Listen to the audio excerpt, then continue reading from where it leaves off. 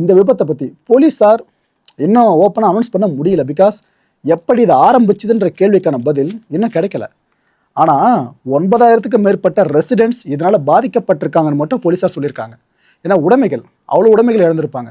நல்ல வேளை உயிர் பிழைச்சாங்களே, அது வரைக்கும் சந்தோஷம். இல்லை கேஷுவல்டிஸாக இருக்கா இல்லையான்ற விஷயத்தை இதுக்கப்புறம் தான் சொல்லவே போகிறாங்களாமா. ஏன்னா இவ்வளோ பெரிய தீ விபத்தை மலேசியா மக்கள் இதுக்கு முன்னாடி பார்த்துருப்பானு தெரியல. வீடுகள் சார்ந்து சொல்கிறேன்.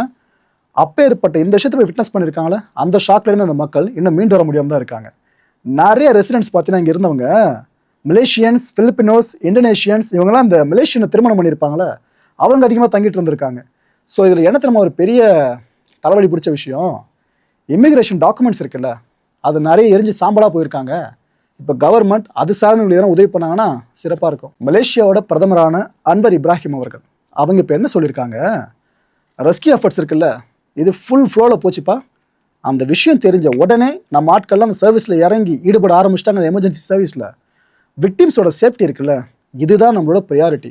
நம்ம மக்கள் சார்ந்து இப்போ ஏற்பட்ட துயர் ஏற்பட்டிருக்கு, அவங்க உயிரை பாதுகாக்கிறதுல தான் நாம் இப்போ முக்கியத்துவம் கொடுக்கணும், அதுதான் முதன்மையாக இருக்கணும்னு அவர் சொல்லியிருக்காரு. அவர் சொல்கிறதுக்கு ஏற்ற மாதிரி தான் அந்த இடம் பார்க்க அவ்வளோ சர்வநாசமான மாதிரி இருக்குது. ஒரு விஷயம் கவனிச்சிங்களா, இந்த ஒரு தீ விபத்து மட்டும் இல்லைங்க, மலேசியாவில் சமீப சில வாரங்களாகவே எடுத்துக்கிட்டிங்கன்னா இது போல் நிறைய தீ விபத்துகள் ஏற்பட்டு இருக்கு. ஒரு பக்கம் பார்த்தீங்கன்னா காட்டு தீ பாராபுரம்னு பற்றி எரியிடுது. இன்னொரு பக்கம் இந்த இண்டஸ்ட்ரீஸ் இருக்கும்ல, ஃபேக்ட்ரிஸ்லாம், அந்த பக்கம் நெருப்பு திடீர்னு பிடிச்சிக்கிடுது. இது போல் தலைவலிகளை கடந்து இப்போது மக்கள் வாழ்ந்துட்டு இருக்க இடங்கள் சார்ந்து இப்போ ஏற்பட்ட அனர்த்தத்தை நம்ம பார்த்துக்கிட்டு இருக்கோம். ஸோ மலேசியாவில் நெருப்பு சார்ந்து அப்படி என்னதான் நடந்துகிட்டு இருக்குன்னு பெருங்குழப்பமே இப்போ ஏற்பட்டிருக்கு.